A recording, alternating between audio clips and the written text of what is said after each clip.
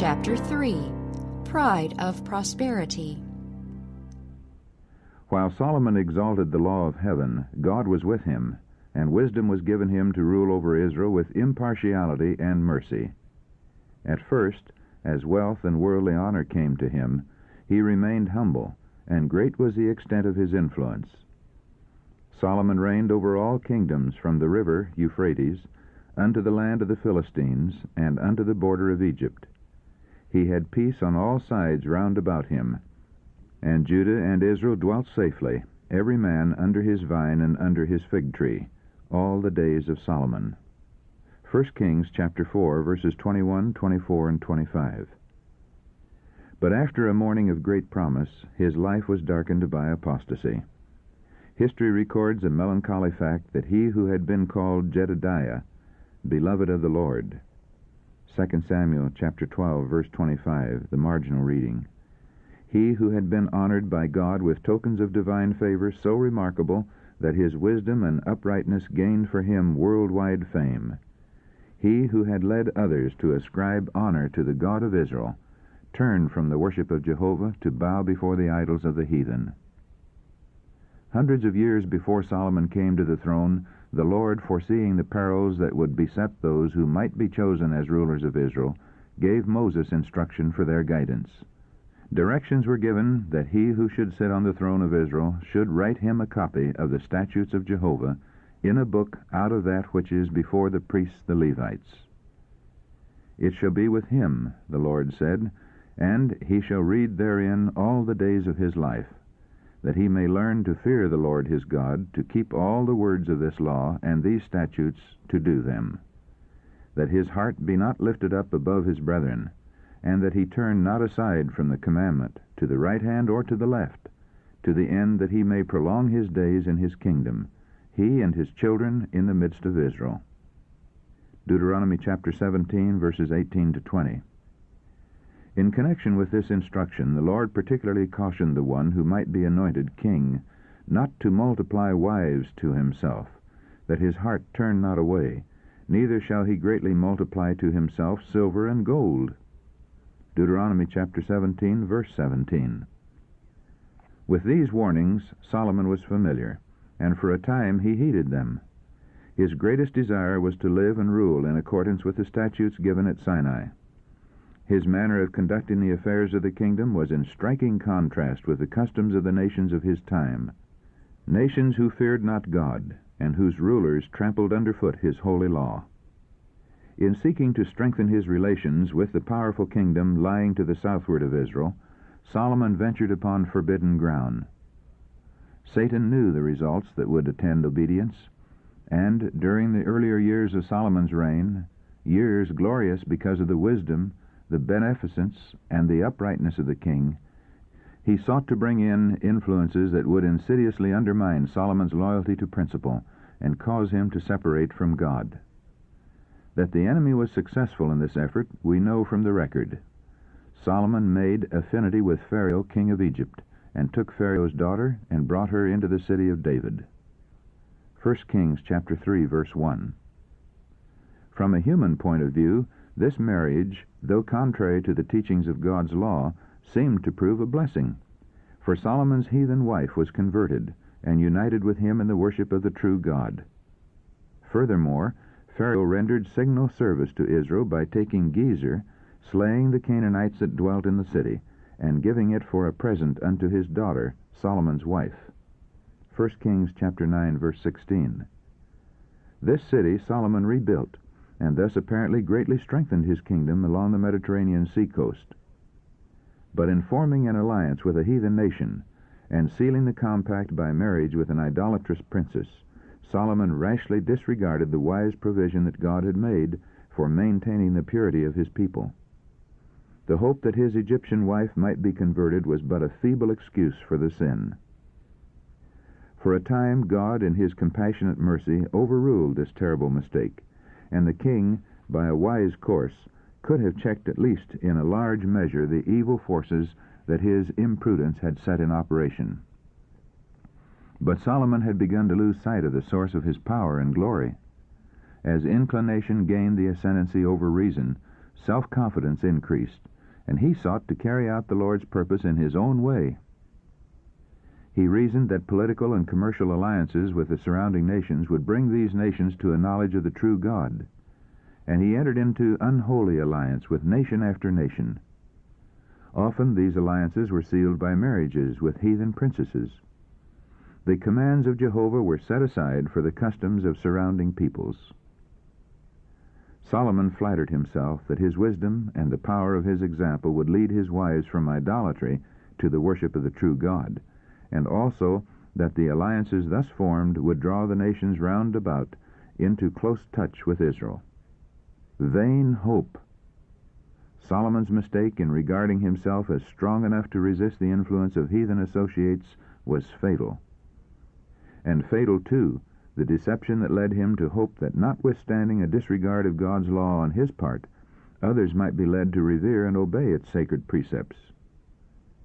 The king's alliances and commercial relations with heathen nations brought him renown, honor, and the riches of this world. He was enabled to bring gold from Ophir and silver from Tarshish in great abundance. The king made silver and gold at Jerusalem as plenteous as stones, and cedar trees made he as the sycamore trees that are in the vale for abundance. 2 Chronicles chapter 1, verse 15. Wealth, with all its attendant temptations, came in Solomon's day to an increasingly large number of people, but the fine gold of character was dimmed and marred. So gradual was Solomon's apostasy that before he was aware of it, he had wandered far from God. Almost imperceptibly, he began to trust less and less in divine guidance and blessing, and to put confidence in his own strength. Little by little he withheld from God that unswerving obedience which was to make Israel a peculiar people, and he conformed more and more closely to the customs of the surrounding nations. Yielding to the temptations incident to his success and his honored position, he forgot the source of his prosperity. An ambition to excel all of the nations in power and grandeur led him to pervert for selfish purposes the heavenly gifts hitherto employed for the glory of God. The money which should have been held in sacred trust for the benefit of the worthy poor and for the extension of principles of holy living throughout the world was selfishly absorbed in ambitious projects. Engrossed in an overmastering desire to surpass other nations in outward display, the king overlooked the need of acquiring beauty and perfection of character. In seeking to glorify himself before the world, he sold his honor and integrity. The enormous revenues acquired through commerce with many lands were supplemented by heavy taxes. Thus pride, ambition, prodigality, and indulgence bore fruit in cruelty and exaction. The conscientious, considerate spirit that had marked his dealings with the people during the early part of his reign was now changed. From the wisest and most merciful of rulers, he degenerated into a tyrant. Once the compassionate, God-fearing guardian of the people, he became oppressive and despotic. Tax after tax was levied upon the people, that means might be forthcoming to support the luxurious court. The people began to complain. The respect and admiration they had once cherished for their king was changed into disaffection and abhorrence. As a safeguard against dependence on the arm of flesh, the Lord had warned those who should rule over Israel not to multiply horses to themselves. But in utter disregard of this command, Solomon had horses brought out of Egypt, and they brought unto Solomon horses out of Egypt and out of all lands. Solomon gathered together chariots and horsemen, and he had 1,400 chariots, and 12,000 horsemen, whom he bestowed in the cities for chariots, and with the king at Jerusalem. 2 Chronicles chapter 1, verse 16, chapter 9, verse 28, and 1 Kings chapter 10, verse 26. More and more the king came to regard luxury, self-indulgence, and the favor of the world as indications of greatness. Beautiful and attractive women were brought from Egypt, Phoenicia, Edom, Moab, and from many other places. These women were numbered by hundreds. Their religion was idol worship, and they had been taught to practice cruel and degrading rites. Infatuated with their beauty, the king neglected his duties to God and to his kingdom. His wives exerted a strong influence over him, and gradually prevailed on him to unite with them in their worship. Solomon had disregarded the instruction that God had given to serve as a barrier against apostasy, and now he gave himself up to the worship of false gods. It came to pass, when Solomon was old, that his wives turned away his heart after other gods, and his heart was not perfect with the Lord his God, as was the heart of David his father. For Solomon went after Ashtoreth, the goddess of the Zidonians, and after Milcom, the abomination of the Ammonites. 1 Kings chapter 11, verses 4 and 5. On the southern eminence of the Mount of Olives, opposite Mount Moriah, where stood the beautiful temple of Jehovah, Solomon erected an imposing pile of buildings to be used as idolatrous shrines. To please his wives, he placed huge idols, unshapely images of wood and stone, amidst the groves of myrtle and olive. There, before the altars of heathen deities, Chemosh, the abomination of Moab, and Molech, the abomination of the children of Ammon, 1 Kings chapter 11, verse 7, were practiced the most degrading rites of heathenism. Solomon's course brought its sure penalty. His separation from God through communication with idolaters was his ruin. As he cast off his allegiance to God, he lost the mastery of himself. His moral efficiency was gone. His fine sensibilities became blunted. His conscience seared. He who, in his early reign, had displayed so much wisdom and sympathy in restoring a helpless babe to its unfortunate mother, see 1 Kings chapter 3, verses 16 to 28, fell so low as to consent to the erection of an idol, to whom living children were offered as sacrifices. He who in his youth was endowed with discretion and understanding, and who in his strong manhood had been inspired to write, "There is a way which seemeth right unto a man, but the end thereof are the ways of death." Proverbs chapter 14, verse 12.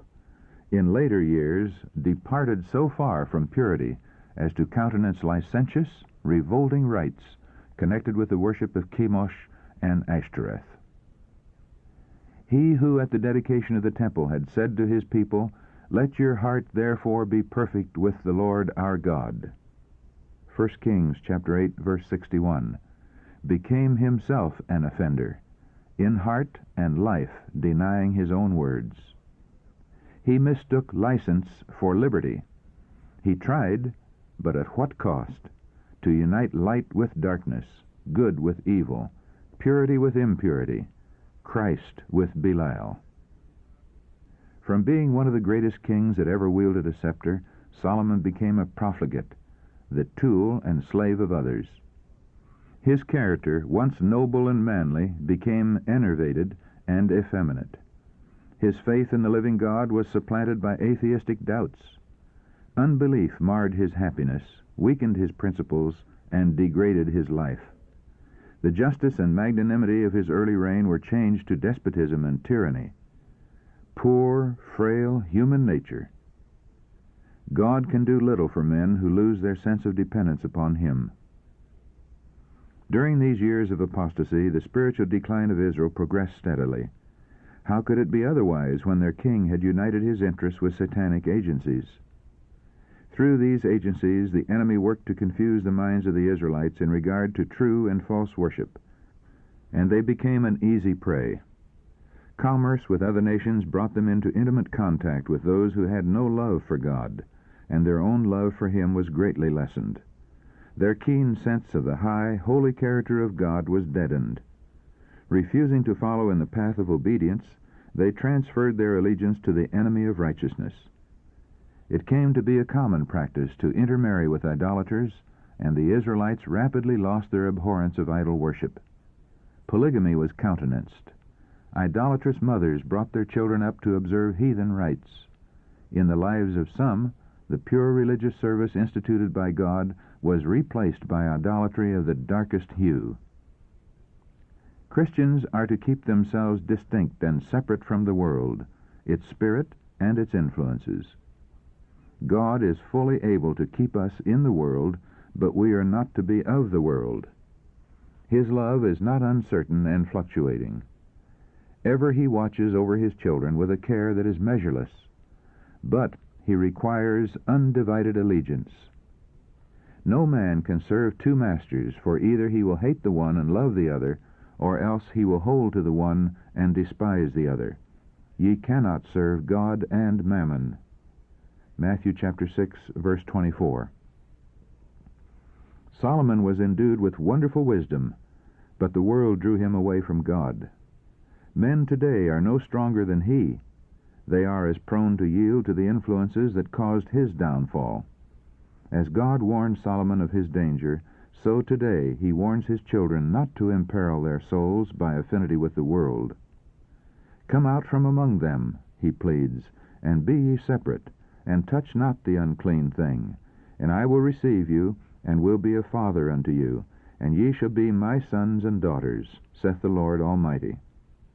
2 Corinthians chapter 6, verses 17 and 18. In the midst of prosperity lurks danger. Throughout the ages, riches and honor have ever been attended with peril to humility and spirituality. It is not the empty cup that we have difficulty in carrying. It is the cup full to the brim that must be carefully balanced. Affliction and adversity may cause sorrow, but it is prosperity that is most dangerous to spiritual life.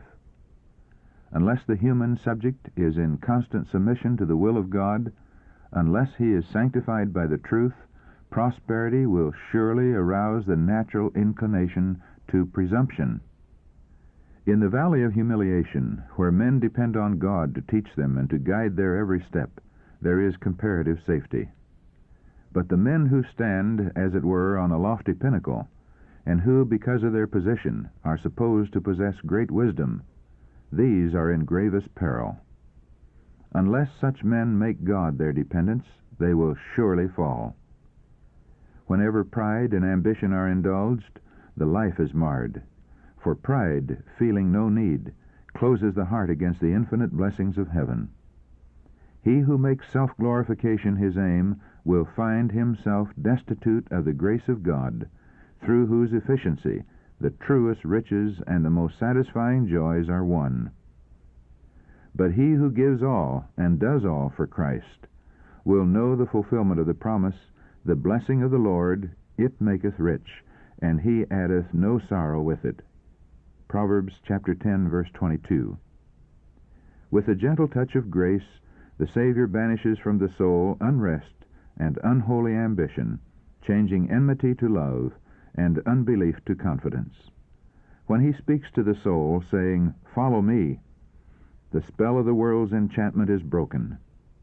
At the sound of his voice, the spirit of greed and ambition flees from the heart, and men arise, emancipated to follow him.